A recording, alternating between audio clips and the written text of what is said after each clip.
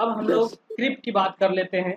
अभी तो आपने इलास्टिसिटी समझ गए होंगे, स्ट्रेंथ समझ गया, ड्यूरेबिलिटी समझ गए। क्रिप की बात करते हैं। तो क्रिप क्या है? तो क्रिप जो है ना, क्रिप जो भी चीज़ है, ये भी एक डिफ्लेक्शन और स्ट्रेन से रिलेटेड थिंग है। ठीक है, एक प्रॉपर्टी है ऑफ कंक्रीट। और कोई भी कंक्रीट स्ट्रक्चर अगर आप देख लेंगे, उसमें क्रिप जो है आ जाता है आफ्टर सम टाइम, क्योंकि ये क्रिप जो है आपको एक लॉन्ग टर्म स्ट्रेन है, टाइम डिपेंडेंट स्ट्रेन है। और सबसे बड़ी बात कि ये डिपेंड करता है age of loading, age at loading बोला जाए। मतलब आप समझिए कोई आप घर बना रहे हैं, तो घर बनाते हैं तो घर में कितने दिन के बाद शिफ्ट कर जाते हैं? नया घर बना कि कितने दिन के बाद शिफ्ट कर जाते हैं, बताइए। कितना है? एक दो महीना, एक दो महीना काफी है। ठीक, 1-2 महीना में आप शिफ्ट करें, घुस सब कुछ सामान उमान ला के सब लगा दिया। लाइव लोड वगैरह जो होता है ना, नहीं बोलते लाइव लोड, जो भी आप चीज़ रख रहे हैं वो सब लाइव लोड है। तो यही चीज़ है एज ऑफ लोडिंग। तो अगर मान लीजिए कि आप 1-2 महीने बाद अगर घर में घुसते हैं, घर में सारा सामान सेटअप करते हैं, मतलब जो कंक्रीट जो स्ट्रक्चर आपने तैयार किया उसको समय मिल गया, और समय ऐसा मिला है कि उसमें स्ट्रेंथ आ गया होगा, अच्छा खासा स्ट्रेंथ आ गया होगा, है ना। और समझिए कि उसमें डिफ्लेक्शन कम आएगा, उसमें डिफॉर्मेशन कम आएगा। लेकिन यही समझिए कि कोई घर बनाया और बहुत जल्दी एंटर कर गया, बहुत जल्दी सामान वामान सब रख दिया, ठीक है, बहुत जल्दी वहाँ पे लोड आ गया, है ना। घर बन के तैयार हो गया, 1 हफ्ता हुआ, बस घुस गए, सब कुछ सामान वामान सब शिफ्ट करके चले गए। क्यूरिंग वगैरह थोड़ा बहुत कर रहे हैं, बस बार बार से कर रहे हैं, बस चले गए। तो उस केस में क्या होगा कि जो कंक्रीट स्ट्रक्चर उस पर लोड जल्दी आ गया, समझ रहे हैं बात, लोड जल्दी आ गया। तो लोड अगर जल्दी आएगा, तो जो लोड जल्दी आएगा, और उस केस में क्या होगा कि हमारा जो स्ट्रेंथ है कंक्रीट का, आपको पता है कि वो एज के साथ बढ़ता है, पता है ना ये चीज़, आपको मैंने लास्ट क्लास में दिखाया।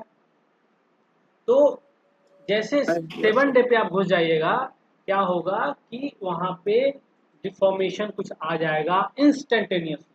मतलब जैसे ही लोड अप्लाई करेंगे, जैसे लोड सब सामान वामान घर में रख दिए और वहाँ रहने लगे, बस लोड उस पर आ गया, लाइव लोड आ गया उस पर। तो एक्स्ट्रा जब लोड आया, भले ही उसके लिए डिजाइन हुआ है, लेकिन आप तो बहुत जल्दी घुस गए, लोडिंग जल्दी हो गया। तो उस केस में हमारा जो स्ट्रक्चर का कंपोनेंट है, मान लीजिए छत है, दीवार पे लोड, दीवार है या बीम है, कॉलम है, उस पर जल्दी लोड आ गया। और लोड आने के कारण क्या होगा कि हालांकि उसमें स्ट्रेंथ जो है अभी तक कंप्लीट स्ट्रेंथ नहीं गेन कर पाया है, क्योंकि आपने उसको समय नहीं दिया है, एक डिफ्लेक्शन जरूर आ जाएगा। भले वो नहीं दिखेगा, माइनर डिफ्लेक्शन होगा, लेकिन वो जो डिफ्लेक्शन आएगा वो रह जाएगा। भले आपका स्ट्रक्चर फेल नहीं करेगा, ऐसा नहीं कि फेल करेगा, क्योंकि हमने डिजाइन किया है उस तरह से, फेल नहीं करेगा, लेकिन डिफ्लेक्शन तो आएगा ना, क्योंकि स्ट्रेस लगेगा, लोड लग रहा है, स्ट्रेस लगेगा, स्ट्रेस लगने के कारण स्ट्रेन आएगा। तो वो जो स्ट्रेन है वो रह जाएगा, और धीरे धीरे धीरे धीरे धीरे धीरे वो स्ट्रेन आगे चल के जब जाएंगे तो क्रिप में बदल जाएगा। और वहां पे जब डिफ्लेक्शन और आएगा, जैसे अभी जो बोल रहे थे छज्जे की बात बोल रहे थे, छज्जा वगैरह में जो लास्ट में आप देखते हैं कर्व हो गया या झुक गया, वो क्रिप का ही एक तरह का एग्जाम्पल समझिए कि हुआ क्या, धीरे धीरे धीरे धीरे 2 साल 3 साल 4 साल 5 साल के बाद वहां पे हमको दिखने लग जाएगा कि इतना डिफ्लेक्शन दिख रहा है। भले फेल नहीं किया, ठीक है, फेल नहीं किया, क्योंकि वो जो है, फेल नहीं करने का मतलब क्या है कि लोड जो है हमारा, जो फेलियर लोड है वहां तक नहीं पहुंचा है ना। लेकिन जब डिफॉर्मेशन आपको दिखने लगे, समझिए वहां पे उस तरह का डिफॉर्मेशन आ गया है, उस तरह का लोड उस पर अप्लाई है ना। तो ये चीज़ है। तो क्रिप जो है आपको ज़्यादा होगा अगर आप एज ऑफ जो लोडिंग है जल्दी कर देते हैं, जल्दी आप शिफ्ट कर जाते हैं, तो आपका क्रिप ज़्यादा होगा। एट द लास्ट 2 4 साल 5 साल के बाद आपको पता चलेगा कि उसमें डिफॉर्मेशन ज़्यादा होगा उस स्ट्रक्चर में। लेकिन अगर हम लोग लोडिंग जो है एज एट लोडिंग जो है अगर ज़्यादा रखें, 1 महीना 2 महीना के बाद उसमें एंटर करें, घर को अच्छे से क्यूरिंग करें, घर को अच्छे से पूरा सब काम करा लें, उसके बाद अंदर जाए, ठीक है, प्रॉपर अगर शुरू में ख्याल रखा जाए, क्यूरिंग बहुत इंपॉर्टेंट है, तो आपका स्ट्रक्चर स्ट्रांग बनेगा, उसमें डिफ्लेक्शन बहुत ही कम आएगा। और एक बात तो आप भी समझिए कि जैसे बचपन की आप बात करें, है ना, जैसे हम लोग बचपन से जैसे वातावरण में रहते हैं उस तरह से सीखते हैं, है ना। अगर मान लीजिए बचपन में ही हम लोगों को गलत सिखाया जाए तो आगे चलकर तो हम लोग बहुत गलत बनेंगे ना। समझ में आ रहा है? हाँ यस सर। ठीक है, तो यही बात है, इसी तरह की बातें हैं कि क्रिप जो है डिफॉर्मेशन है, और ये डिफॉर्मेशन अगर इनिशियली ही ज़्यादा हो गया तो बाद में तो ज़्यादा होना ही है। क्लियर हो गया बात? चलिए, तो अब हम लोग इसको डेफिनेशन वाइज अगर आपको लिखना है तो इस तरह से लिख देंगे। When concrete is subjected to compressive loading it deforms instantaneously. मतलब जैसे ही लोडिंग आएगा उस पर, लोड आएगा उस पर, तो वो जल्दी डिफॉर्म करेगा, उसी समय डिफॉर्म करेगा, है ना। जैसे लोड आएगा स्ट्रेस आएगा, और जैसे स्ट्रेस आएगा डिफॉर्मेशन होगा, जो कि आप यहाँ से जानते हैं। इस कर्व से आप समझ रहे होंगे, राइट। इस तरह का हमारा कुछ कर्व है कंक्रीट का। तो जैसे ही लोड हमने अप्लाई किया, डिफॉर्मेशन इंस्टेंटेनियसली वहाँ पहुँच जाएगा, आ जाएगा, भले ही नहीं दिखे, बहुत माइनर डिफॉर्मेशन आएगा। This immediate deformation is called instantaneous stream. इसको हम लोग बोलते हैं इंस्टेंटेनियस स्ट्रीम। इंस्टेंटेनियस मतलब होता है कि जहां तुरंत उसी समय, इंस्टेंटेनियस, जैसे लोड अप्लाई होगा स्ट्रेन आएगा। Now if the load is maintained, अगर मान लीजिए ये लोड यहाँ रहा, इतना लोड इस पर रहा, ये लोड इतना रहा, मेंटेन रहा for a considerable period of time, एक लंबे समय तक ये लोड ऐसे ही रहा, तो धीरे धीरे क्या होगा, धीरे धीरे क्या होगा, कंक्रीट अंडरगोज एडिशनल डिफॉर्मेशन। ये जो डिफॉर्मेशन आपको इनिशियली दिख रहा है, ये धीरे धीरे डिफॉर्मेशन बढ़ेगा। मतलब ये क्या होगा, इधर की तरफ थोड़ा थोड़ा ये बढ़ेगा, है ना, इधर बढ़ेगा, इधर की तरफ, even without any increase in load. मतलब लोड नहीं बढ़ा, लेकिन लोड नहीं बढ़ रहा है, लेकिन क्या हो रहा है, इंक्रीज लोड नहीं हो रहा है, लेकिन वहाँ डिफॉर्मेशन, एडिशनल डिफॉर्मेशन आएगा, और वही जो है आपका this time dependent strain is termed as creep, और इसी को हम लोग क्रिप बोल रहे हैं। ठीक है, जो भी डिफॉर्मेशन लास्ट में आपको मिल रहा है, एडिशनल डिफॉर्मेशन ड्यू टू हम लोग उस पर लोड मेंटेन करके रखे हुए हैं, वही लोड रह रहा है उस पर बहुत लंबे समय के लिए, 2-4 साल 5 साल, 5 साल के बाद ही समझिए, तो उसी टाइम डिपेंडेंट स्ट्रेन को हम लोग क्रिप बोलते हैं। इसको मेजर करने का एक तरीका कोड के हिसाब से दिया गया है, क्रिप कोएफिशिएंट बोला जाता है। तो क्रिप कोएफिशिएंट ये होता है आपका, देखेंगे, क्रिप कोएफिशिएंट को बोला जाता है ultimate creep strain upon elastic strain at loading. जहां हम लोड करेंगे, जहां पे हम स्ट्रक्चर पर लोड आएगा, वहां पे जो इलास्टिक स्ट्रेन आएगा, ठीक है, क्योंकि वहां तो इलास्टिक लिमिट के अंदर ही हम बात कर रहे हैं, तो इलास्टिक लिमिट के अंदर इलास्टिक स्ट्रेन आएगा, वो नीचे है, अल्टीमेट क्रिप स्ट्रेन ऊपर है। इस फॉर्मूले से हम लोग क्या कर सकते हैं, अल्टीमेट क्रिप निकाल सकते हैं, अल्टीमेट क्रिप स्ट्रेन निकाल सकते हैं, और ये काफ़ी यूजफुल होता है जब डिजाइन वगैरह करते हैं। ठीक है, यहाँ पे ज़्यादा इंपॉर्टेंट नहीं है हमारे लिए अभी।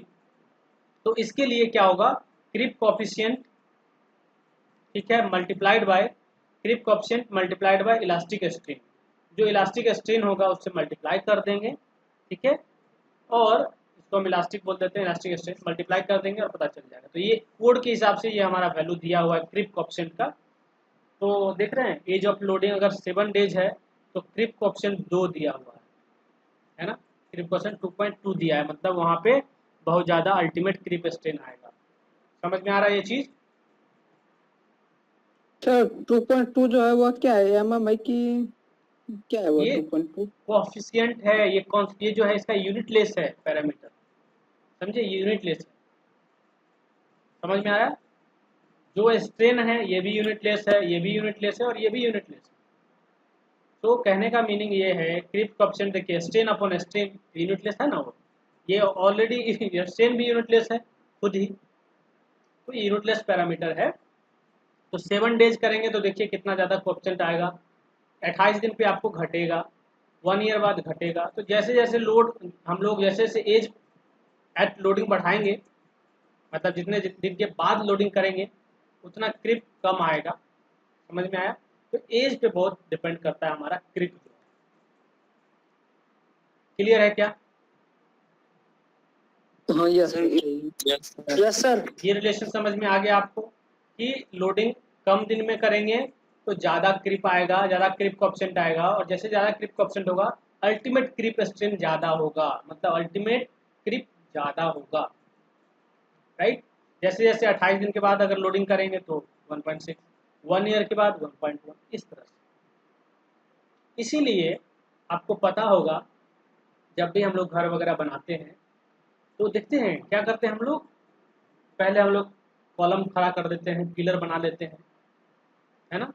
पिलर को पहले अच्छे से उसको क्यूरिंग वगैरह करते हैं, फिर धीरे धीरे हम उसको समय देते हैं, है ना, समय देते हैं। फिर उसको हम लोग बीम बनाते हैं, फिर बीम में हम लोग पूरा अच्छे से क्यूरिंग करते हैं शटरिंग वगैरह हटता है। उसके बाद अच्छा खासा टाइम दे देते हैं उसको, राइट। उसके बाद क्या करते हैं, फिर हम लोग ऊपर शटरिंग वगैरह लगाते हैं छत ढालने के लिए। तो ये समय क्यों देते हैं? समय देने से ये है कि उसका स्ट्रेंथ आ जा रहा है ना। अगर मान लीजिए कोई जल्दबाजी में घर बनाए, ठीक है, मान लिया जल्दबाजी कर दे, बहुत जल्दी शटरिंग हटा दे, फॉर्मवर्क हटा दे और ढाल दे, सपोज नहीं गिरा, स्ट्रक्चर आपका नहीं टूट रहा है, क्योंकि जो आपका सेटिंग टाइम वगैरह है आप तो जानते ही हैं, एक दिन 10 घंटा के अंदर सेट हो जाता है मैक्सिमम।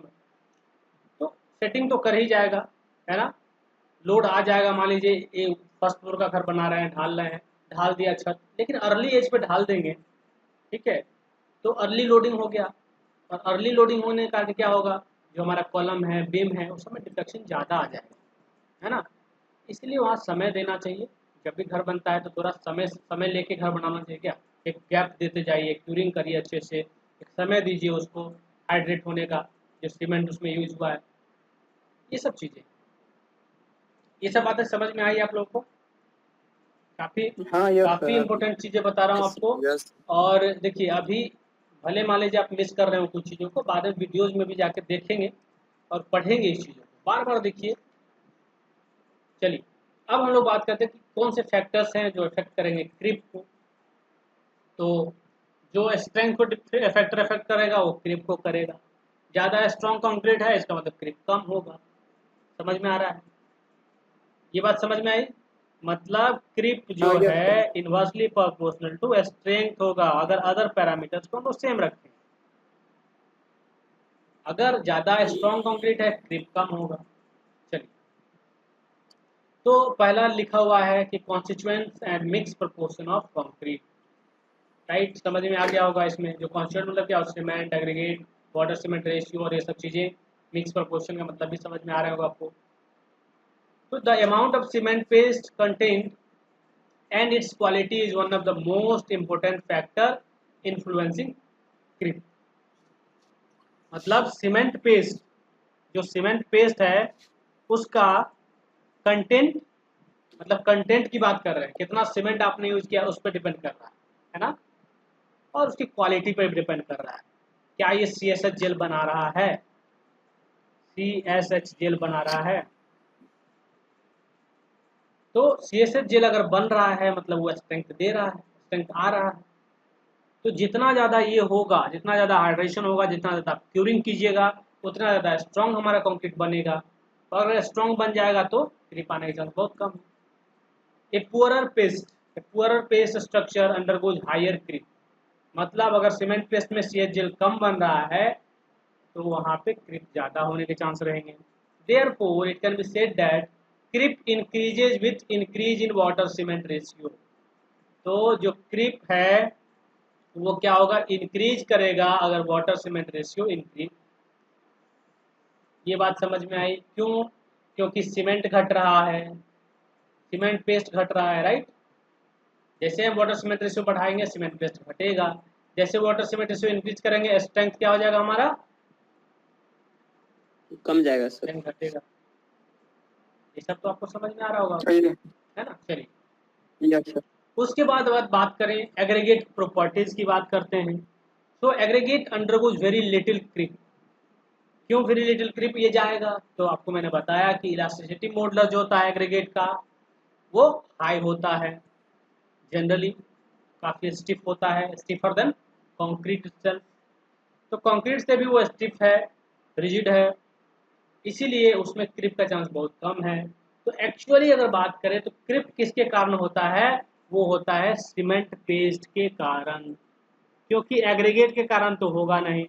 एग्रीगेट इतना टफ है, वो इतना स्ट्रांग है वो कि वो तो ज़्यादा क्रिप में पार्टिसिपेट नहीं करेगा, उस तरह से क्रिप नहीं आएगा उसके कारण। So the modulus of elasticity of aggregate is one of the factor influencing creep। ठीक है, higher elastic modulus of aggregate, higher the elasticity modulus, lesser the creep. तो जितना ज़्यादा उसका इलास्टिसिटी मॉडुलस एग्रीगेट का ज़्यादा होगा उतना लेस हमारा क्रीप होगा। तो सबसे बड़ा यहाँ फैक्टर है वो है सीमेंट पेस्ट का जो क्वालिटी है उस पर डिपेंड करता है, क्वांटिटी और क्वालिटी बोली दोनों। तो जितना अच्छा सीमेंट पेस्ट आप उसमें जितना हाइड्रेशन होगा, जितना सी जेल बनेगा उतना अच्छा है। चलिए अब आते हैं बात एज एट लोडिंग। इस पर तो हमने बहुत चर्चा कर ली अभी कि एज ऑफ लोडिंग बहुत बड़ा फैक्टर है जिसपे कि हमारा क्रिप निर्भर करता है। Age at which a concrete member is loaded will have a predominant effect on the magnitude of creep. तो जिस उम्र में स्ट्रक्चर का जो एज है, अगर कम एज में उसको हम उस पर लोड डाल देते हैं तो हमारा जो क्रिप आएगा अल्टीमेटली वो बहुत ज़्यादा आएगा। ठीक है, क्योंकि द क्वालिटी ऑफ जेल, कौन सा जेल, जो CSH जेल बनता है ना, हाइड्रेशन से निकलता है ना ये चीज़, CSH जेल बनता है, इम्प्रूव्स विथ टाइम। ये टाइम के साथ जो है इम्प्रूव करता है। ठीक है, इसका क्वांटिटी बढ़ते जाएगा, क्वालिटी इंप्रूव करते जाएगा, हर जगह डेंस बन जाएगा, स्ट्रेंथ देगा स्ट्रक्चर को। इसीलिए जितना समय देंगे इसको उतना अच्छा है, जितना हम हाइड्रेशन को बढ़ावा देंगे उतना अच्छा है। हाइड्रेशन जितना ज़्यादा उतना CSH जेल उतना अच्छा है। सच जेल क्रिप्स लेस, मतलब जो जिसका क्वालिटी जो है इम्प्रूव विद टाइम, मतलब टाइम अगर दिया जाए टाइम के साथ इम्प्रूव करता है। वेयर है जो यंग जेल, यंग जेल कहने मतलब कि कम समय की बात कर रहे हैं, लेसर टाइम पे हमने तैयार किया स्ट्रक्चर और तुरंत चले गए, तुरंत उस पर लोड अप्लाई हो गया। तो ये young gel under load being not so strong, यहाँ स्ट्रॉन्ग करिएगा इसको आप लोग, ठीक है, इसको स्ट्रॉन्ग लिखिएगा। बीइंग नॉट सो स्ट्रॉन्ग, जो यंग जेल होता है मतलब जो ताज़ा ताज़ा बना है CSH जेल, वो क्या होगा, जो इनिशियली सेट कर रहा है उसमें बहुत सारा सीमेंट पार्टिकल ऐसा हो जो हाइड्रेट ही नहीं हुआ होगा, तो वो जेल क्या होगा, स्ट्रॉन्ग नहीं होगा, क्योंकि उसमें जो भी हमारा सीमेंट का कॉन्स्टिट्यूएंट है वो इटसेल्फ, जो भी सिलिकेट वगैरह है वो ऐसे ही रह गया है, वो रिएक्ट नहीं किया अभी तक, पूरा पानी उसको मिला नहीं, पूरा हाइड्रेशन हुआ नहीं। तो उस केस में स्ट्रॉन्ग हमारा नहीं होगा और वो ज़्यादा क्रिप करेगा, ज़्यादा डिफ्लेक्शन देगा, आगे जाके आपको बहुत ज़्यादा क्रिप मिल जाएगा, डिफॉर्मेशन मिल जाएगा। उसके बाद the moisture content of concrete being different and different ages also influence the magnitude of creep. और जो मॉइस्चर कंटेंट होता है कंक्रीट का, एटमॉस्फेयर में भी है, तो वो भी आपको इफेक्ट करता है हमारे कंक्रीट को। Therefore concrete loaded at later ages will creep less. अगर लेटर एजेस पे मतलब बहुत समय के बाद अगर उसमें हम लोग लोडिंग देते हैं तो क्रिप लेस करें, कम करें। क्लियर है ये बात, यस आप लोग लिख देंगे एग्जाम में ये चीज क्या। Yes yes sir. अब हम लोग आते हैं और एक जो और प्रॉपर्टी है हार्डन कंक्रीट का, वो है श्रिंकेज। श्रिंकेज की बात करें तो जो श्रिंकेज है वो क्या किससे रिलेटेड है, तो मैंने आपको पहले बताया कि ये वॉल्यूम चेंज से रिलेटेड है। वॉल्यूम चेंज, कोई भी आपने स्ट्रक्चर बनाया है, कोई भी उसका यूनिट है, कोई भी पार्ट है, कोई भी कंपोनेंट है, बीम, कॉलम, स्लैब, तो जो भी स्ट्रक्चर आपने तैयार किया उसमें अगर वॉल्यूम चेंज होता है तो वो अच्छा नहीं, वो डेट्रीमेंटल प्रॉपर्टीज कहलाता है कंक्रीट का। मतलब उससे क्या होगा, डिटोरिएट होगा, टूटेगा हमारा स्ट्रक्चर, और वो अच्छा नहीं है हमारे कंक्रीट स्ट्रक्चर के लिए। ठीक, तो जहाँ ही वॉल्यूम चेंज हुआ, जहाँ पे श्रिंकेज हुआ, डायरेक्टली वो किसको अफेक्ट करेगा, स्ट्रेंथ एंड ड्यूरेबिलिटी।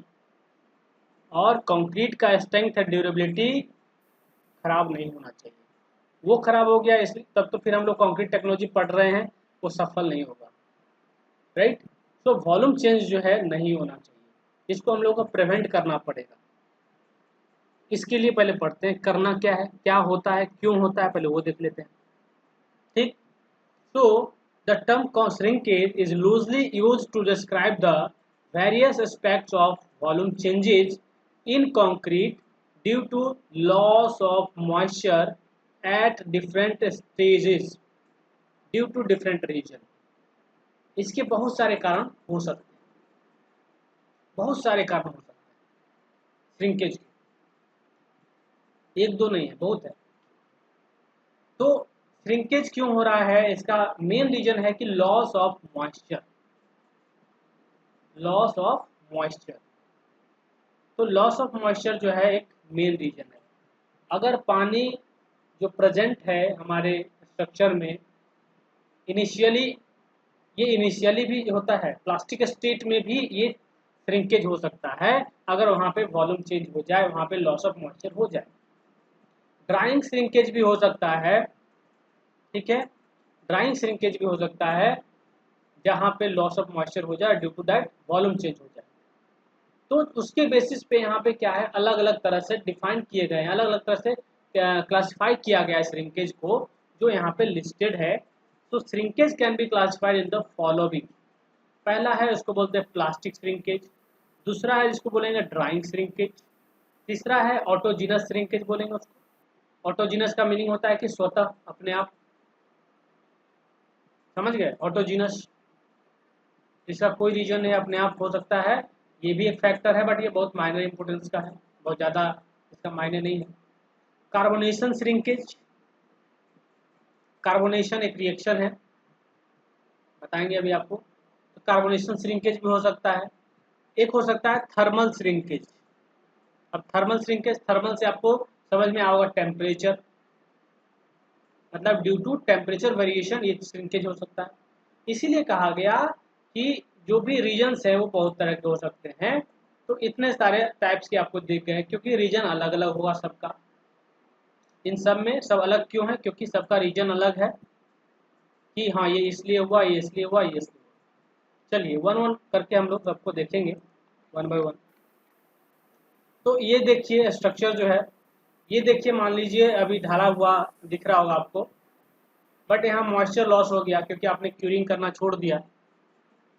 घर बनाइए, आप पेमेंट बना रहे हैं, इंजीनियर बनेंगे, रोड बनाइएगा, या घर का बनाए, छत ढाले हैं, या नीचे फाउंडेशन किए हैं, कॉलम बनाए हैं, बीम बनाए, आप उसको छोड़ दीजिए।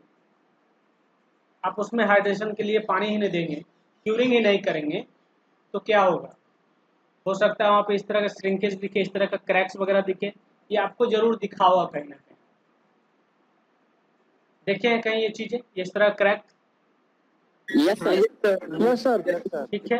सेगमेंट पे देखे सर, देखने को मिलता है, फर्स्ट में मिलता है, अपने घर में टूटा हुआ सर, रोड में ही ज्यादा मिलता है देखने को, रोड में मिलता है ज्यादा, दलावला रोड में सर, ठीक है। यस सर, ढाला रहता है। हाँ, तो आपको जो कंक्रीट का पेमेंट दिखता होगा उसमें ये दिख रहा है। तो क्यों दिख रहा है, क्योंकि अच्छे से वहाँ पे सुपरविजन नहीं हो रहा है, क्यूरिंग अच्छे से नहीं हो रहा है, क्योंकि जो भी श्रिंकेज है वो लॉस ऑफ मॉइस्चर के कारण हो रहा है यहाँ पे। और भी फैक्टर्स हो सकते हैं, कार्बोनेशन है, टेम्परेचर वेरिएशन है, कुछ ऑटोजीनियस टाइप का फैक्टर भी है। तो इस तरह की चीजें होगी। उसके बाद देखेंगे कुछ हार्डन कंक्रीट में भी क्रैक्स आते हैं, ड्राइंग श्रिंकेज इसको बोलते हैं।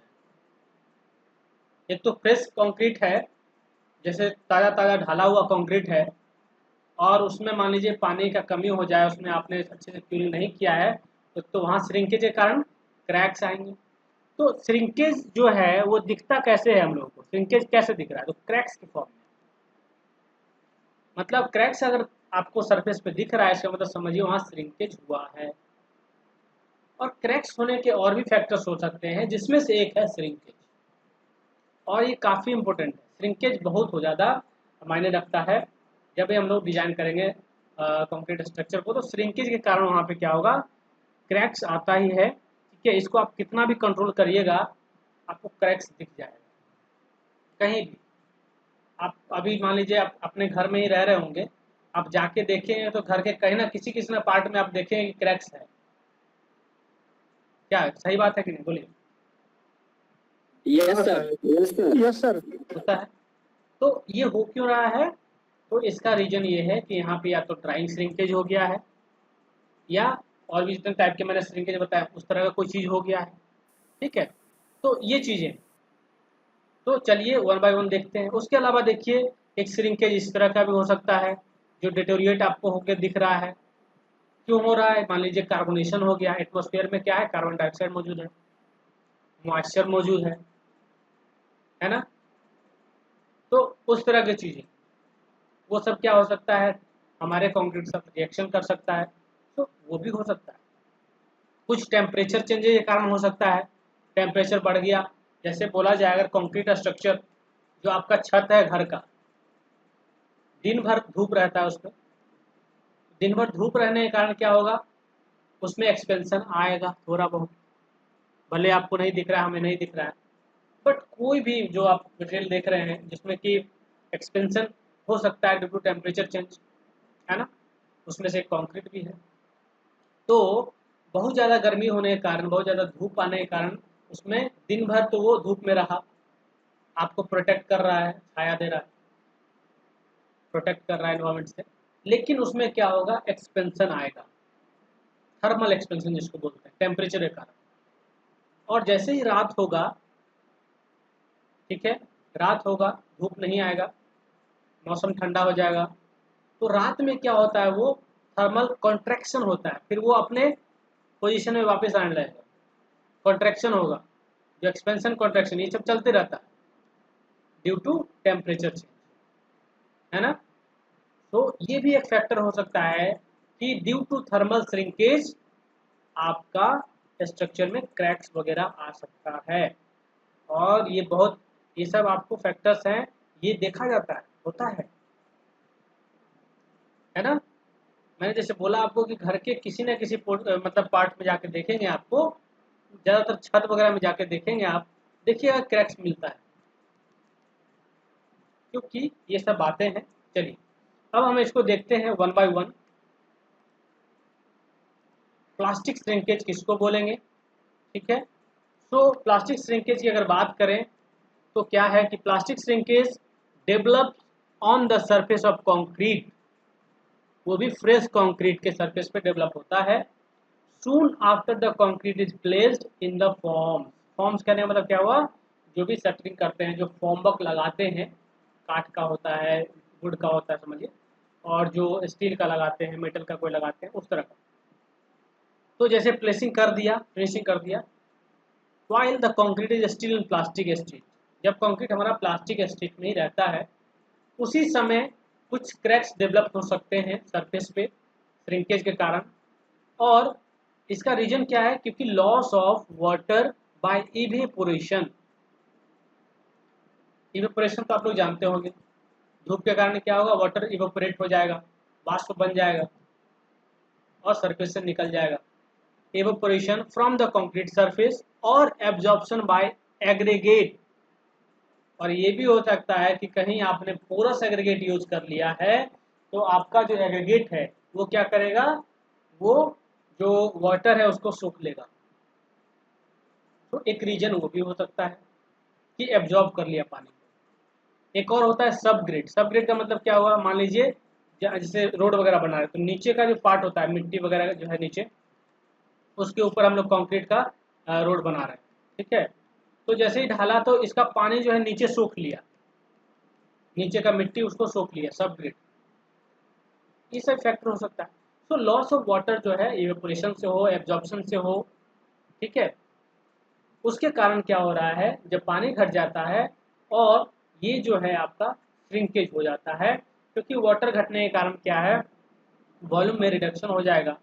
The loss of water result in reduction in volume, जैसे हमारा वाटर नीचे जाएगा इसका वॉल्यूम घट जाएगा, और जैसे ही वॉल्यूम घटेगा कॉन्सिक्वेंटली क्रैक्स में अपीयर एट द सरफेस और इंटरनली अराउंड द एग्रीगेट और रेनफोर्समेंट, या तो ये सरफेस पे दिख जाएगा या अंदर में इंटरनली भी हो सकता है, जहाँ स्टील बार्स लगाए हैं, मान लीजिए कहीं स्टील बार यूज किया है कहीं नहीं यूज किया है, ठीक है, हो सकता है कहीं यूज नहीं भी करें, तो जो एग्रीगेट वगैरह है इसके अराउंड जो है हमारा क्रैक्स डेवलप हो सकता है कंक्रीट स्ट्रक्चर में, है ना, ये चीज हो सकता है। तो ये सब बातें, तो प्लास्टिक स्टेज में अगर हमारा श्रिंकेज होता है उसको बोलेंगे प्लास्टिक श्रिंकेज। ये किस लिए होता है, क्योंकि लॉस ऑफ वाटर हो जाता है इवेपोरेशन और एब्जॉर्प्शन के कारण। क्लियर है ये बात, बोलिए। हाँ यस सर सही। Yes, sir. Yes, sir.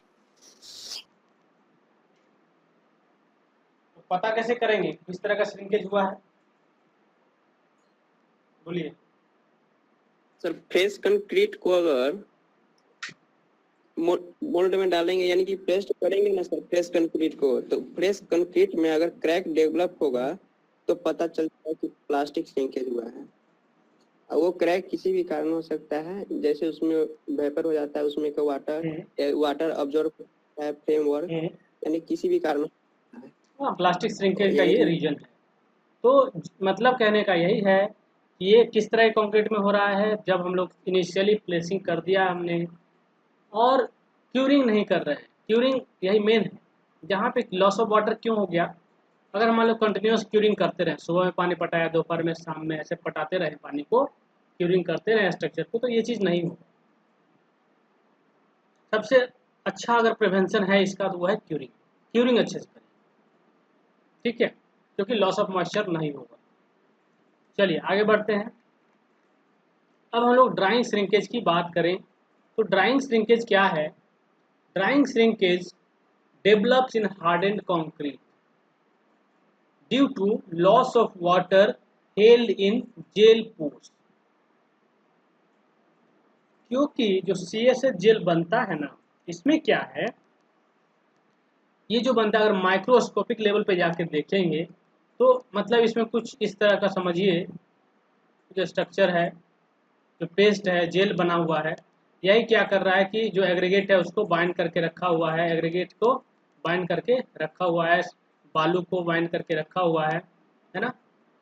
तो इसमें कहीं कहीं क्या होता है, आपको जो वाटर है, ठीक है, इसमें क्या है, जो वाटर है वो इसमें जेल पोर्स, जो पोर्स बने हुए मतलब इसमें छिद्र जो होगा, होल जो होगा, उसमें वाटर प्रेजेंट है, और वो पानी अगर लॉस होता है, वो पानी निकल जाता है, तो उससे भी हमारा वॉल्यूम में रिडक्शन होगा, होगा ना। जो वाटर उस पर पहुंचा हुआ है, मानिए वो लॉस हो जाता है, निकल जाता है, तो उससे भी हमारा वॉल्यूम में रिडक्शन होगा। तो this loss of water causes the change in volume, ठीक है, ये जो है change in volume, the loss of gel water is progressively continued over a long time, ठीक है, as long as concrete is kept in drying condition. और अगर concrete drawing condition में बहुत समय तक रहता है तो हो सकता है ड्राइंग कंडीशन में रहने के कारण जो जो लॉस है जेल वाटर का, वो हो सकता है।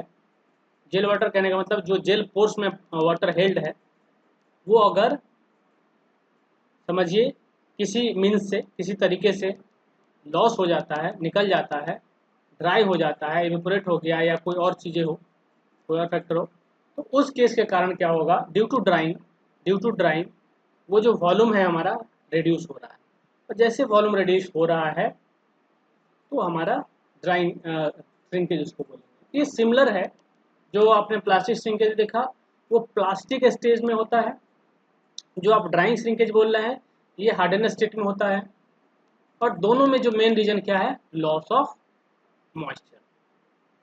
लॉस ऑफ मॉइस्चर होगा तो वॉल्यूम घट जाएगा, चेंज हो जाएगा, और लॉस होगा तो हमारा श्रिंकेज होने के चांसेस रहेंगे, और श्रिंकेज अल्टीमेटली किस में बदलाव लेता है, वो क्रैक्स डेवलप कर देता है। तो ये क्रैक्स के फॉर्म में आ जाएंगे, ये हार्डन स्टेट में हो जाएगा। तो वहाँ पे भी ये चीज़ें हुई हैं इस तरह से, राइट।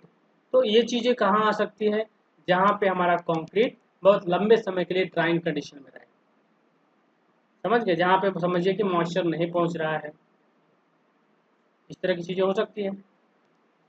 चलिए, उसके बाद अगर हम बात करेंगे, इसके अलावा बाय डेफिनेशन इस तरह से लिख देंगे। उसके बाद अगर हम बात करें और जो टाइप्स हैं, ठीक, ऑटोजीनस श्रिंकेज क्या होगा। सो ऑटोजीनस क्या है, ये जो है एक तरह से कहिएगा, ये खुद ब खुद जो है श्रिंकेज कभी कभी कंक्रीट में होता है, स्वतः बोला जाए स्वायत्त। इन अ कंजर्वेटिव सिस्टम, मतलब कहने का, मान लीजिए ये कंक्रीट स्ट्रक्चर है और इसके अंदर की हम बात कर रहे हैं। कंजर्वेटिव सिस्टम करने का मतलब कि ये इंटरनल मैटर है इसका, यहाँ पे समझिए, अंदर की हम बात करें। इन कंजर्वेटिव सिस्टम, जहाँ बाहर से इसको दिक्कत नहीं है, बाहर वाला सरफेस तो वेदर एक्शन इस पे होता है ना, बाहर वाले सरफेस पे, अंदर में तो नहीं होता है। That is where no moisture movement to और from the paste is permitted, जहाँ पे मॉइस्चर मूवमेंट नहीं हो रहा है। When the temperature is constant some shrinkage may occur, temperature भी कांस्टेंट है तो कुछ श्रिंकेज इसके कारण भी हो जाता है, अपने आप हो जाता है। It explains the shrinkage of concrete in sealed condition without moisture exchange between concrete and environment. ये एनवायरनमेंट से रिलेटेड देखें, एनवायरनमेंट मतलब ऊपर के सरफेस पे अफेक्ट कर रहा है, यहाँ पे नहीं पहुँच रहा है, ठीक। The shrinkage of such a conservative system is known as autogenous shrinkage. So ये श्रिंकेज जो है जनरली इससे हम लोगों को ज़्यादा दिक्कत नहीं है, it is of minor importance, और ये जो है it is not applicable in practice to many situation, बहुत सारी सिचुएशन में ये अप्लीकेबल नहीं है, except that of mass concrete in the interior of concrete dam. तो कंक्रीट डैम वगैरह जब बनाते हैं, कंक्रीट का जो डैम बनाते हैं, डैम वगैरह में क्या है, मास कंक्रीट में होता है, बहुत ज़्यादा वॉल्यूम ऑफ कंक्रीट यूज किया जाता है। तो वहाँ पे ऑटोजीनस श्रिंकेज जो है अगर होता है तो वो हमारे जो स्ट्रक्चर है उसको वीक करेगा, जो डैम है उसको वीक करता है, तो वहाँ पे इसको काउंट कर सकते हैं, अदरवाइज इसका कोई ज़्यादा महत्व नहीं है, ठीक है। ऑटोजीनस श्रिंकेज की बात हम लोग उतना नहीं करते हैं। प्लास्टिक श्रिंकेज और ड्राइंग श्रिंकेज, इसकी चर्चा हम लोग बहुत ज़्यादा करते हैं। ड्राइंग श्रिंकेज, ड्राइंग के कारण जो है एट हार्डन स्टेट में हो जाता है, और जो प्लास्टिक श्रिंकेज है वो क्यों हो रहा है, तो वो फ्रेश स्टेट में, प्लास्टिक स्टेट में हो रहा है due to loss of moisture, दोनों लॉस ऑफ मॉइस्चर के कारण बेसिकली हो रहा है। ये थोड़ा सा अलग है, ये स्वायत्त जो है श्रिंकेज उसका हो जाता है। उसके बाद इसको डेफिनेशन बस आप लोग लिख लेंगे। कार्बोनेशन श्रिंकेज भी एक टाइप ऑफ श्रिंकेज है। So carbon dioxide present in atmosphere reacts in the presence of water with hydrated cement. So CO2 atmosphere से, प्रेजेंस ऑफ वाटर, ठीक है, ये हो सकता है बाय मीन्स ऑफ जो एनवायरनमेंट में मॉइस्चर प्रेजेंट है उससे हो, या वो हमारे कंक्रीट में प्रेजेंट है। कैल्शियम हाइड्रोक्साइड, जो हाइड्रेशन प्रोडक्ट होते हैं उसमें एक होता है कैल्शियम हाइड्रोक्साइड, याद है सबको, होता है ये। तो जो कैल्शियम हाइड्रोक्साइड है ये क्या होता है, इससे रिएक्ट कर जाता है, और ये जो है आपको क्या बना देता है, कैल्शियम कार्बोनेट, CaCO, ठीक है, कैल्शियम कार्बोनेट बना देता है। और जो ये है और ये है, दोनों का वॉल्यूम अलग है, तो क्या हो गया, जब वॉल्यूम अलग है तो क्या हो गया, जो ये प्रोडक्ट था वो चेंज होकर जब ये बन गया, कार्बोनेशन इसका हो गया, यही कार्बोनेशन रिएक्शन हो गया। तो जो इसका कार्बोनेशन हुआ इस वजह से वॉल्यूम का चेंज हो गया, और जैसे ही वॉल्यूम चेंज होता है तो आप समझ रहे हैं क्या होगा, श्रिंकेज, क्रैक आएंगे। तो अनसाउंड हो जाए, हाँ, वो अनसाउंडेड सीमेंट में बात करते थे, यहाँ श्रिंकेज में बात करते हैं। तो calcium hydroxide gets converted to calcium carbonate and also some other cement compounds are decompose. और ये भी कह रहा है कि इसके अलावा कैल्शियम हाइड्रोक्साइड के अलावा भी और भी जो हाइड्रेशन प्रोडक्ट है वो सब क्या होगा, डिकम्पोज हो सकता है due to this. This phenomena is called carbonation and is accompanied by an increase in weight of the concrete. Weight बढ़ता है, लेकिन वेट बढ़ेगा मतलब क्या, उसका डेंसिटी जो है, सॉरी वॉल्यूम जो है वो डिक्रीज हो रहा है. समझ गए, वेट बढ़ रहा है लेकिन जो वॉल्यूम है वो डिक्रीज हो रहा है, वॉल्यूम चेंज हो जा रहा है. आपको वेट से उतना मतलब यहाँ नहीं है, हम वॉल्यूम की बात करें. वॉल्यूम डिक्रीज हो जा रहा है एंड बाई श्रिंकेज, और जैसे वॉल्यूम डिक्रीज होगा तो श्रिंकेज हो जाएगा, और श्रिंकेज होगा तो क्या हो जाएगा, क्रैक्स डेवलप हो जाएगा. तो ड्यू टू कार्बोनेशन भी हमारा श्रिंकेज हो सकता है. तो ये बात है, this type of shrinkage is known as carbonation shrinkage. ठीक है, चलिए एक और है जो है आपका थर्मल श्रिंकेज. तो थर्मल श्रिंकेज का मैंने बताया आपको कि due to temperature variation, temperature में जो वेरिएशन होता है इसके कारण जो आपका कंक्रीट का कंस्ट्रक्शन है, कॉन्ट्रैक्शन बोलते हैं. कॉन्ट्रैक्शन मतलब वो सिकुड़ना हो गया, एक्सपेंशन मतलब बढ़ना हो गया, है ना. ये दो चीज़ें फिनोमेना होते रहती है. So shrinkage of concrete may also occur because of volumetric changes due to change in temperature. For example, the roof slab or road pavement expands during the day. दिन में तो expand करता है and undergo thermal shrinkage during night. Contract होता है और उस कारण वहाँ पे thermal shrinkage हो सकते हैं. Change in volume, volumetric change उसका होते रहता है दिन रात में, एक बार वॉल्यूम बढ़ता है एक बार घटता है. तो इस तरह की चीज़ें हैं. तो इससे क्रैक्स आ भी सकते हैं, नहीं भी आ सकते हैं, क्योंकि ये फिनोमेना तो कंटिन्यूअस चीज़ें हैं, है ना. ये नेचर है, नेचुरल है, समझिए. तो इसको तो आप कंट्रोल नहीं कर सकते हैं. चलिए, तो बेसिकली बात यही है कि हम लोग को क्यूरिंग अच्छे से करना है. क्यूरिंग अच्छे से करेंगे तो हमारा दिक्कत नहीं आएगा. और बाकी ड्राइंग श्रिंकेज की बात करें तो ड्राइंग श्रिंकेज के लिए हम लोग को ये है कि अच्छे से कॉम्पैक्शन करेंगे ताकि हमारा जो भी जो कंक्रीट बन रहा है काफ़ी डेंस बने, स्ट्रॉन्ग बने. ठीक है, और उसमें जो परमेबिलिटी है वो काफ़ी हाई रहे, मतलब सॉरी इम्परमेबिलिटी काफ़ी हाई रहे, परमिएबल ना हो, कोई वाइड कोई पोर्स ना रहे कि उसमें वाटर घुस रहा है, इंग्रेस कर जा रहा है, वो सब चीज़ें ना हो. चलिए, एज पर द IS 456/2000 अगर कहा जाए तो the total shrinkage of concrete depends upon the constituent of concrete, जो भी कॉन्स्टिट्यूएंट है, cement, aggregate, size of the member, size of member पे भी डिपेंड करता है, and environmental conditions. For a given humidity and temperature the total shrinkage of concrete is most influenced by the total amount of water present. सबसे ज़्यादा है moisture का ही यहाँ पे जो फैक्टर है वो काफ़ी ज़्यादा इफेक्ट करता है हमारे श्रिंकेज को. ठीक है, in the concrete at the time of mixing, जितना आपने मिलाया है, and to lesser extent cement content, और सीमेंट कंटेंट में भी थोड़ा बहुत ये डिपेंड कर रहा है, इन्फ्लुएंस हो रहा है उससे. तो सबसे ज़्यादा बड़ा फैक्टर यहाँ है कि अमाउंट ऑफ वाटर जो है कितना आपने शुरू में मिलाया है. यही ना कहते हैं कि अगर आप अमाउंट ऑफ वाटर बहुत ज़्यादा W/C रेशियो रख दीजिएगा, वाटर सीमेंट रेशियो बहुत ज़्यादा रख दीजिएगा, इसका मीनिंग क्या होगा, क्या बोल सकते हैं, बोलिए. वाटर सीमेंट रेशियो अगर बहुत ज़्यादा हो जाए तो वाटर और सीमेंट का रेशियो में बहुत ज्यादा है, तो इसका मतलब है कि वो सीमेंट का जो होता है ना पेस्ट हुआ कम है. श्रिंकेज क्या होगा, बढ़ेगा या घटेगा, श्रिंकेज से बढ़ेगा, नहीं सॉरी घट जाएगा. ज़्यादा श्रिंकेज होगा जब हम लोग ज़्यादा पानी मिला दें. समझ गए, वाटर सीमेंट रेशियो. लेकिन सर बोलिए सर, श्रिंकेज तो ऐसा सीमेंट पे भी डिपेंड करेगा ना. अगर हम सीमेंट ज्यादा देंगे तो वहाँ पर हीट ऑफ हाइड्रेशन ज्यादा होगा, तो हीट ऑफ हाइड्रेशन ज्यादा होगा तो श्रिंकेज ज्यादा होगा.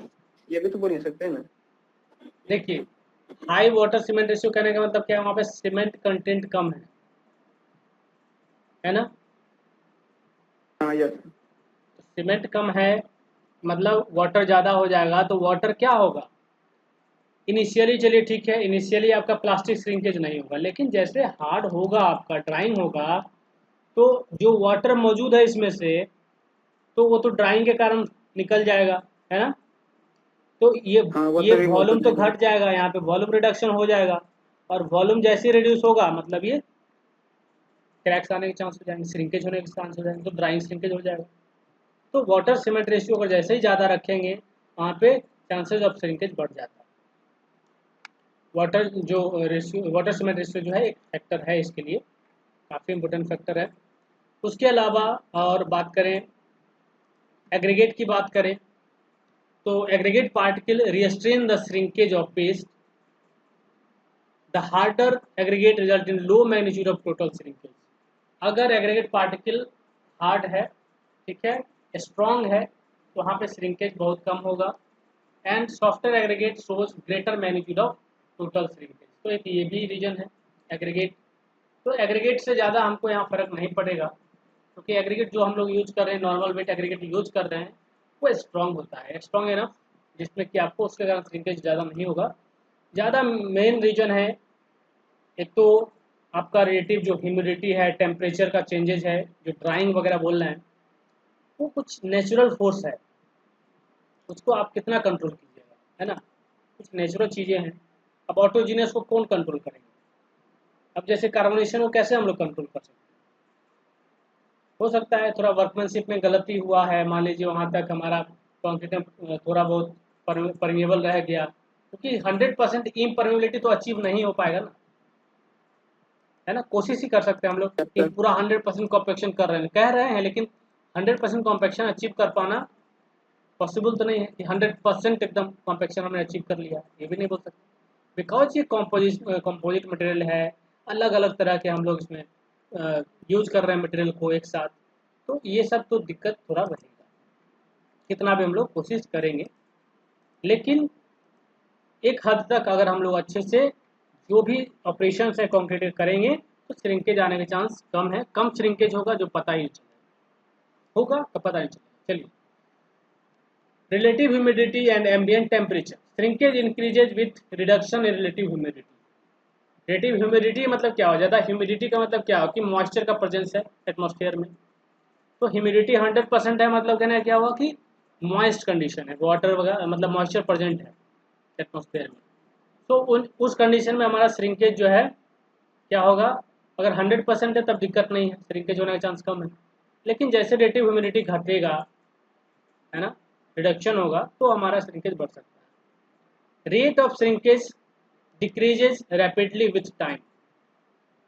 जो रेट ऑफ श्रिंकेज है, मतलब श्रिंकेज होने विथ टाइम की हम बात कर रहे हैं, तो टाइम जो है, अगर टाइम बढ़ेगा, ठीक है, टाइम जैसे बढ़ेगा तो श्रिंकेज का रेट जो है वो घटेगा, ठीक है, रेट ऑफ श्रिंकेज अगर बात करें।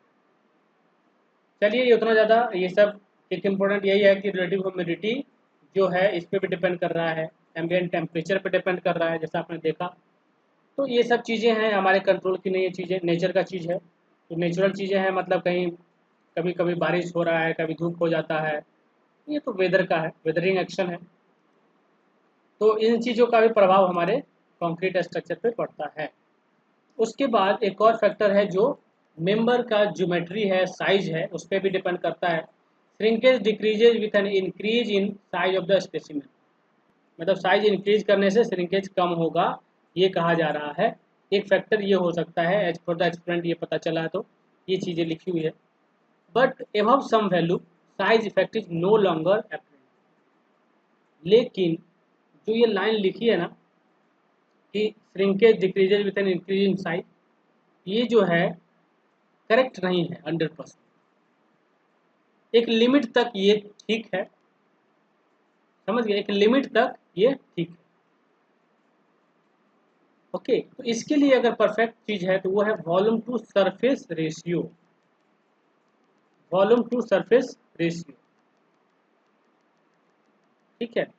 If volume to surface ratio is small, drying shrinkage will be higher. ये अगर छोटा होगा, मतलब सरफेस एरिया जितना ज़्यादा होगा, ठीक है, वहाँ पे ड्राइंग श्रिंकेज जो हो गया, अगर इसको बढ़ाएंगे तो घटेगा ना ये पूरा रेशियो, समझ रहे हैं, सरफेस एरिया को बढ़ाएंगे तो पूरा रेशियो घटेगा, कम होगा, so the initial drying shrinkage will be higher. तो सरफेस एरिया जितना ज़्यादा होगा ये स्मॉल होगा और आपका ड्राइंग श्रिंकेज ज़्यादा होगा, है ना। इसीलिए जो रोड वगैरह देखते हैं, रोड का देखते हैं सरफेस एरिया कितना ज़्यादा है, देख रहे हैं, है ना, रोड का सरफेस एरिया ज़्यादा है। और एक कॉलम बना रहे हैं, एक बीम बना रहे हैं, उसका सरफेस एरिया आप ऊपर से देखिए कितना है, या साइड से देखिए ये है, तो सरफेस एरिया जो है जो सरफेस एरिया रोड का है वो ज़्यादा है, तो वहाँ हो सकता है श्रिंकेज ज़्यादा होगा, हाइयर श्रिंकेज हो सकता है। समझ में आ रहा है ये बात? बोलिए। Yes sir. ठीक है, तो ये चीज़ें जो है, जो ऊपर एक लाइन लिखी है कि shrinkage decreases with N increase in the size of specimen, तो ये जो है एक लिमिट तक है, एक वैल्यू तक है, उसके बाद इस वैल्यू का इसका कोई मीनिंग नहीं है।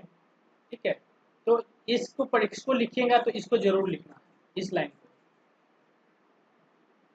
तो वॉल्यूम टू सरफेस रेशियो की अगर हम बात करेंगे, ये अगर स्मॉल होगा तो आपका ड्राइंग श्रिंकेज जो है वो आपका इनिशियली हायर होगा, मतलब ये सरफेस एरिया पे डिपेंड कर रहा है, वॉल्यूम पे डिपेंड कर रहा है। ठीक, तो ये सब चीज़ें हैं। इसके अलावा और भी कुछ फैक्टर हैं, जिसमें कि आपको डिग्री ऑफ हाइड्रेशन, है ना, हाइड्रेशन पे डिपेंड करेगा, एज ऑफ पेस्ट पे डिपेंड करेगा, मॉइस्चर कंटेंट पे तो डिपेंड करता ही है, आपको पता ही है, एडमिक्सचर पे भी डिपेंड करता है। कभी कभी एडमिक्सचर वगैरह हम यूज करते हैं, उस कारण से भी श्रिंकेज होता है। एडमिक्सचर का मतलब क्या हुआ, कुछ कुछ एक्सेलरेट करने के लिए एक्सेलरेटर केमिकल एडमिक्सचर या मिनरल एडमिक्सचर यूज करते हैं, उस वजह से भी हमारा श्रिंकेज इन्फ्लुएंस होता है। लेवल ऑफ अप्लाइड स्ट्रेस, जो हमने लोड अप्लाई किया है उस पर डिपेंड करता है कभी कभी हमारा जो श्रिंकेज है। ड्यूरेशन ऑफ लोड, लोड कितने समय तक उस पर है उस पर डिपेंड करता है। एज ऑफ लोडिंग पे भी डिपेंड करता है। सीमेंट के टाइप्स पे भी डिपेंड करता है ना। कुछ कुछ सीमेंट जैसे ओपीसी है, ओपीसी में श्रिंकेज आने की कम चांस, लेकिन जैसे जैसे हम सीमेंट का बदलाव करते जाएंगे, अलग अलग टाइप के सीमेंट यूज करते जाएंगे, ठीक है, जहाँ मान लीजिए सिलिकेट का मात्रा घट गया, जहाँ पे आपको स्ट्रेंथ जल्दी नहीं मिल रहा है, ठीक है, लो स्ट्रेंथ सीमेंट है, धीरे धीरे स्ट्रेंथ गेन हो रहा है, ठीक है, वो सब चीज़ हो सकता है। तो depending upon the type of cement ये भी वेरी कर सकते हैं। इसके बारे में आप लोग खुद से पढ़ेंगे और एक दो लाइन सब में भी लिख सकते हैं, आप लोग जाके पढ़ें, इसको लिखें। तो ये सब फैक्टर्स भी हो सकते हैं, क्योंकि इसमें जो भी चीज़ें मैंने अभी बताई है, इसमें आपको जो इम्पोर्टेंट फैक्टर्स उसको मैंने पहले बताया आपको, और बाकी और भी चीज़ें हैं, माइनर फैक्टर्स होते हैं। ठीक है, बहुत तरह का लिस्ट है, हर बुक में जाएंगे तो आपको कहीं 10 मिलेगा, कहीं 20 मिलेगा, बहुत फैक्टर्स का कमी नहीं है। तो जो मेजर फैक्टर है वो आपको मैंने बताया कि जो मॉइस्चर लॉसेस वाली बात हो रही है, जो रिलेटिव ह्यूमिडिटी की बात है, टेम्परेचर की बात है ना, वाटर सीमेंट रेशियो की बात है, वो सब पे ज़्यादा डिपेंड कर रहा है। ठीक है, प्लस क्यूरिंग कीजिए तो प्रिवेंट हम लोग इसको कर सकते हैं। आई होप यहाँ तक क्लियर हो गया होगा। आप लोग इसको पढ़ेंगे, 2-4 बार इसको रीड करिए, ओके। और अगले क्लास में हम लोग कंक्रीट मिक्स डिजाइन के बारे में पढ़ेंगे, और उसके बाद फिर 1-2 क्लास और होगा, तब जाके ये यूनिट ख़त्म होगा। बहुत लंबा यूनिट है, और बहुत बड़ा यूनिट होने के साथ साथ बहुत नंबर्स भी इस पर रहते हैं, है ना। इसमें 12 लेक्चर का ये जो आपका जो यूनिट है 12 लेक्चर का। ठीक है, तो चलिए इस क्लास को यहीं ख़त्म करते हैं। Yes sir, thank you sir. Thank you.